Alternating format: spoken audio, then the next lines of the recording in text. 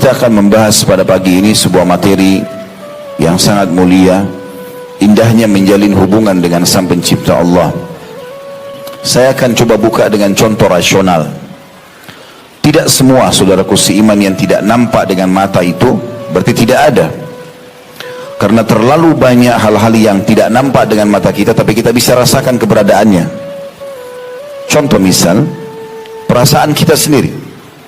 Dalam diri kita ini banyak sekali contoh, dan Allah kekalkan dalam Al-Quran, wa fi anfusikum afala tubsirun.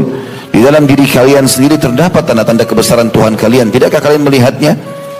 Contoh masalah perasaan, kita suka, sedih, marah, benci, lapar, haus, ngantuk ya. Semua kita bisa rasakan, bukan? Tapi pertanyaannya, apakah kita bisa melihat wujudnya? Tidak bisa. Tapi kita tahu pada saat ngantuk, kita sedang mengantuk. Dan kita tahu ada itu kita rasakan. Bukankah juga contoh yang lain secara rasional? Seseorang di antara kita, dan ini ulama jadikan bukti nyata secara rasional adanya kehidupan akhirat. Adanya hal-hal yang gaib yang Allah suruh kita beriman kepadanya. Seseorang di antara kita tidur di malam hari, di ranjangnya, dia bisa bermimpi naik pesawat, mobil, bahkan dia kadang-kadang mimpi sesuatu yang sangat indah, makan, ketemu dengan kekasih atau apa saja gitu kan. Ada juga orang yang mungkin dalam mimpinya dia melihat sesuatu yang buruk, diganggu oleh orang, digigit binatang buas, jatuh dari jurang dan segala macam hal, dan dia bisa rasakan itu. Sampai-sampai orang yang mimpi yang dia rasa indah, pada saat dia dibangunkan dia merasa menyesal kenapa dibangunkan. Dan orang yang mimpi buruk, pada saat dibangunkan maka dia berterima kasih pada orang yang membangunkannya. Dan kita bisa rasakan itu.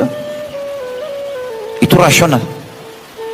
Artinya beriman kepada Allah subhanahu wa ta'ala walaupun tidak nampak, maka sudah cukup buat kita dengan tanda-tandanya. Dan pernah Nabi Musa alaihissalam, bukan cuma kita, Nabi-Nabi utusan Allah pun tidak bertemu dengan Allah. Walaupun Nabi Musa alaihissalam dikenal dengan Kalimullah, orang yang langsung diajak bicara oleh Allah subhanahu wa ta'ala, sebagaimana Allah jelaskan dalam beberapa ayat Al-Quran. Tapi Musa AS tidak pernah melihat Allah subhanahu wa ta'ala. Terbukti dalam Al-Quran Allah sebutkan itu. A'udzubillahi minasyaitonirrajim. Musa berkata, Rabbi arini anzur ilaik. Wahai Tuhanku, izinkan aku melihatmu. Karena selama ini ada perantara Jibril AS. Maka Allah subhanahu wa ta'ala mengatakan, kau tidak mampu melihat wahai Musa. Tapi kalau kau masih penasaran, lihatlah ke gunung-gunung itu. Fa in istaqarra makanahu fasawfa tarani. Kalau seandainya gunung-gunung itu mampu menampung kedatanganku, kau akan bisa melihatku. Falamma takhamma rabbul jabal ja'alahu dakka. Pada saat Tuhannya Musa mau datang, maka jadilah gunung-gunung tersebut hancur lebur semua. Wa kharra Musa sa'iqa, dan Musa tiba-tiba pingsan. Falamma afaqa, pada saat dia bangun, qala inni tubtu ilaik. Dia mengatakan, aku tobat kepadamu ya Allah. Jadi Allah subhanahu wa ta'ala tidak nampak di muka bumi ini bukan cuma kita tapi para nabi-nabi. Baginda Nabi Muhammad SAW dalam hadits Bukhari, pada saat pulang dari Isra dan Mi'raj dan setelah itu menikah dengan Aisyah radhiyallahu anha, kemudian pertanyaan Aisyah kepada Nabi SAW, ya Rasulullah, waktu anda sedang mi'raj ke langit, naik ke langit, hal tara rabbak, apakah anda sempat melihat Tuhan anda? Maka Nabi SAW mengatakan, Allah nurun ala nur anna arah. Allah cahaya di atas cahaya, sangat terang, bagaimana aku bisa melihatnya? Dan kita teman-teman sekalian akan melihat Sang Pencipta Allah, bukan tidak melihatnya, tetapi Allah jadikan untuk melihat Allah itu sebuah nikmat terbesar di surga nanti. Orang-orang kafir di dunia mereka tidak akan melihat Allah, di akhirat lebih-lebih tidak akan melihat Allah. Tapi orang-orang beriman, mereka akan melihat zat Allah yang mulia, dan itu adalah nikmat terbesar di surga, sebagaimana akan saya sebutkan nanti dalilnya. Kita akan melihat pertama kali Tuhan kita pada hari kiamat nanti di mahsyar, pada saat dia dengan kemahasempurnaannya datang untuk menghakimi hamba-hambanya.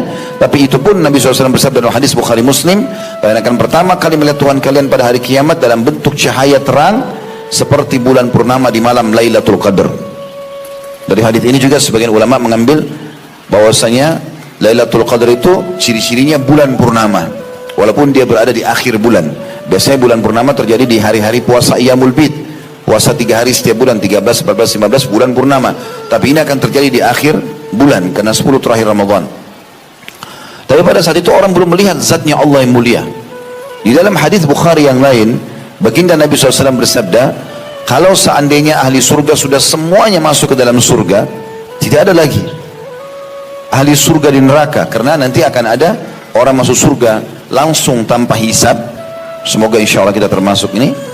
Ada orang ditimbang dulu amalnya, kalau amal baiknya lebih berat ya, daripada amal buruknya, baru masuk surga, tapi tetap ada hisabnya.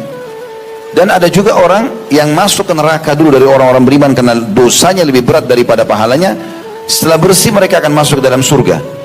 Dikenal dengan dalam hadis yang sahih, utaqaur rahman, orang-orang yang telah Allah bebaskan dari api neraka. Dan ada orang yang kekal di api neraka, naudzubillah, orang kafir, musyrik, dan orang munafik. Orang-orang mukmin yang masuk dalam neraka dulu dibersihkan dosanya dikenal dengan istilah usatul mukminin, orang-orang beriman yang bermaksiat. Maka Nabi SAW bersabda dalam hadis ini, kalau seandainya seluruh orang-orang beriman telah masuk dalam surga, di sini masuk di dalamnya adalah orang-orang yang tadinya disiksa dulu di neraka dan sudah dikeluarkan semua. Di neraka tinggal orang-orang yang kekal saja, orang musyrik, orang kafir, orang munafik. Kata Nabi SAW, Allah akan berkata kepada ahli surga, wahai ahli surga, apakah kalian telah puas dengan apa yang aku berikan? Maka ahli surga mengatakan, ya Allah, nikmat apalagi yang kami inginkan setelah Engkau menyelamatkan kami dari neraka dan kami masuk ke dalam surga. Sebagian ulama menjelaskan masalah ini karena ahli surga bisa setiap saat melihat ke neraka agar mereka selalu bersyukur kepada Allah, sebagaimana ahli neraka bisa melihat surga dari jarak yang jauh agar mereka selalu menyesal.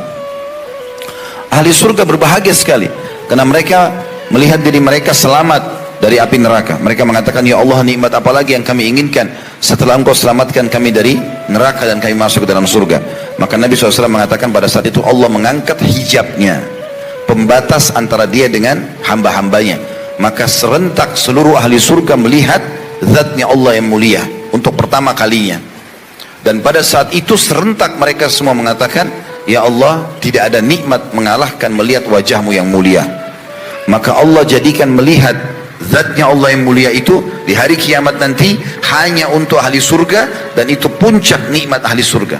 Maka Allah pun memperlihatkan dirinya kepada hamba-hambanya ahli surga setiap pagi dan petang.